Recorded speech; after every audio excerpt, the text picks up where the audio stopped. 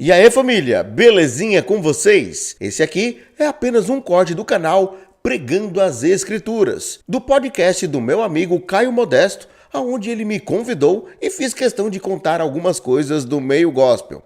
O link do vídeo na íntegra vai ficar em um card. Então, vamos lá pro conteúdo. Vou te contar um segredinho aqui. Pode contar? Pode, fica à vontade. Sabe por que aparece aquele programa que a filha do Valdemiro ela faz lá com e convida um monte de site cantor gospel? Gerando Salvação. Gerando salvação, é? Sabe por quê? Nos bastidores ali, o que acontece? Chama as pessoas para ir numa espécie de um spa. Uhum. A pessoa passa 1-2 dias ali. Inclusive, teve alguns cantores que foram e divulgaram em vídeo. É lindo. Rapaz, é um negócio chique. Que eu acho que nós, réis mortais, nunca vamos ter um luxo daquele. Quando eu vi, tem um negócio com uma catarata no meio de uma piscina gigantesca, aquelas piscinas olímpicas, né? Você olha e fala, que coisa linda. Você entra no quarto, a coxa do quarto é a foto da pessoa convidada. Nossa, é VIP mesmo, uma coisa fora do padrão, né? É um negócio que é pra magnata.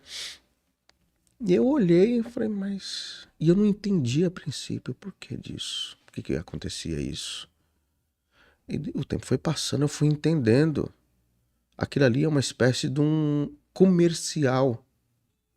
A pessoa tá lá, aparece, chama a atenção de terceiros. Ali está sendo feita uma propaganda. Um merchan, né? Isso. E muita gente vai lá. Eu não sei o valor, quanto que é. Mas o que me revolta é que algumas pessoas famosas e alguns cantores de determinadas bandas que tocam na igreja do Valdemiro apareceram nesse lugar. Enquanto isso, eu vi num outro paralelo, pastor da igreja do Valdemiro, que assim, um cômodo que dá metade, 1/3 desse estúdio aqui, pro cara viver com a esposa e 2-3 filhos. Aí a suíte lá do pessoal tá uma maravilha, enquanto do outro lado tá uma desgraça. Entendeu? Entendi. Então é aquela coisa, né? É viés, né? Exatamente. Por que eu tô fazendo aquilo pros cantores e pras pessoas que fazem parte do meu ministério eu não tô fazendo? Exatamente. Então a gente vê, opa, peraí. Como assim? Que negócio é esse? Eu até entendo a necessidade de templos religiosos, que nem toda a gente pode considerar a igreja. Uhum. Mas eu entendo a necessidade, porque, por exemplo, quando aconteceu aí o evento da Covid, todo mundo viu que muitas pessoas não têm uma estrutura, por exemplo, de passar 15, 20 dias sem congregar. E eu entendo. Nem todo mundo tem essa estrutura. E tem pessoas que conseguem ficar até 1 ano sem congregar e não tem, assim, tanta dificuldade. Sente falta, tudo bem, mas a pessoa consegue lidar com aquilo. Só que, quando a gente vê que a pessoa não age o certo pelo certo, o que a Bíblia diz, muita gente vem me falar, mas André Carpano, de novo, Bati, tem que deixar os braços assim, o Valdemiro faz sinais, maravilhas e prodígios. Eu falo, meu irmão, eu gosto muito das Escrituras, principalmente as palavras de Cristo, mas o Antigo Testamento me faz rever algumas coisas que eu olho assim, eu falo, meu Deus do céu, como o Antigo Testamento é muito rico. Deuteronômio capítulo 13 fala que se um profeta, sonhador de sonhos, aparecer no meio do povo de Israel, fizer um sinal, uma maravilha, um prodígio, e acontecer, e depois ele disser, vamos após outros deuses, não é para seguir, porque Deus permite que o falso profeta faça sinais e maravilhas. Uhum. Aí tem gente que fala, mas ele prega Jesus. Não! Ele tira a ineficácia do sangue de Cristo. Quando uma pessoa prega sobre Jesus, ela não fala que a xícara cura, que quem adquire esse negócio aqui vai para o céu. Quem comprar tal utensílio ungido vai ser livre de todos os males. E eu acredito que Deus permitiu o que aconteceu no Brasil e chegar aqui no Brasil para desmascarar muito falso profeta. E muitos foram desmascarados, né? Tanto é que eles voltaram atrás no que eles falavam. E se eu não me engano, depois que passou a pandemia, começou um processo aí bem radical para acabar com as igrejas do Valdemiro, não porque ele é um falso profeta, mas por causa de dívida, se eu não me engano.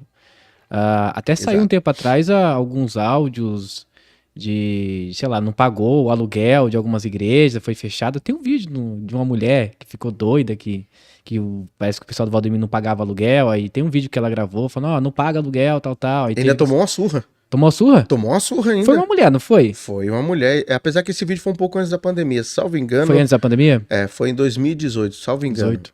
Sim, e por outro lado, ele abre muitas igrejas em outros lugares. Ah, tá. Então fecha uma e ele abre outra. O modus operandi do Valdemiro, como que eu posso dizer? Ele usa muito a progressão geométrica. Muitos pastores usam a progressão aritmética. Vou explicar de uma forma mais fácil. Progressão aritmética. Você pega uma sala de aula, tem 50 alunos. Você é o professor, você vai dar aula, vai dar uma prova. Aí você pega, cada fileira, 5 fileiras, tem 10 alunos. Você pega um maço, 50 provas, entrega aluno por aluno. Progressão aritmética. Progressão geométrica. Você pega um maço com 10, chega na primeira fila, pega um, passa por detrás. Chega um outro maço na segunda fila, pega um, passa por detrás. As igrejas pentecostais e neopentecostais agem dentro dessa linhagem. Desse modelo. Isso, nesse modelo. Porque assim, o tempo que se leva para criar uma força de expressão, eu acho que todo mundo vai entender. O tempo que se leva para você formar um pastor onde ele conhece as escrituras, é um homem estruturado, maduro, não é um garoto que acabou de chegar, um homem que tem conhecimento e uma igreja séria vai levar, é 5 vezes mais do que uma igreja monta alguns camaradas que sabem male-male. E esses camaradas que são formados da noite pro dia, vêm com um monte de problema. Tanto é que já tivemos uma denúncia, e eu sei que quem passou por isso respondeu lá com o Valdemiro e segurou um BO lascado. Um determinado camarada pegou, começou a pedir o dízimo e oferta na maquininha.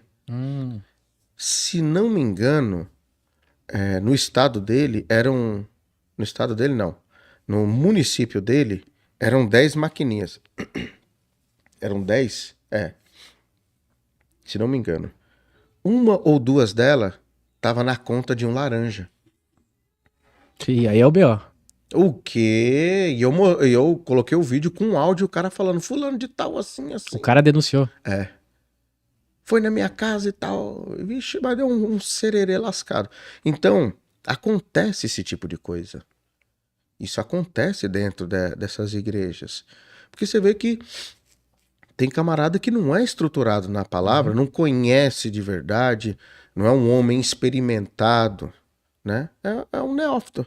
Quando a gente olha Atos dos Apóstolos, quando foi feita a seleção dos diáconos, eram homens de boa reputação. Não era apenas um cara que era dizimista. Estevão, né? O Felipe, né? Isso. Não era um camarada que acabou de chegar. Alguém conhecido, alguém que já vinha, né? De um molde bem estruturado para poder... Tinha um bom testemunho, né? Isso. E hoje alguns, não digo todos, mas uma boa parte é uns camaradas aí que a vida... E o pior de tudo, agora não é que eu tô puxando o saco pro lado do Valdemiro, não, mas eu preciso dizer a verdade. Tem, de todos os problemas, nem um terço chega a ele. Passa por um monte de gente antes. É um filtro. Isso. Que tem um pastor que está acima do monte e um bispo que está acima dos outros pastores e um bispo que está acima desses bispos. É uma hierarquia.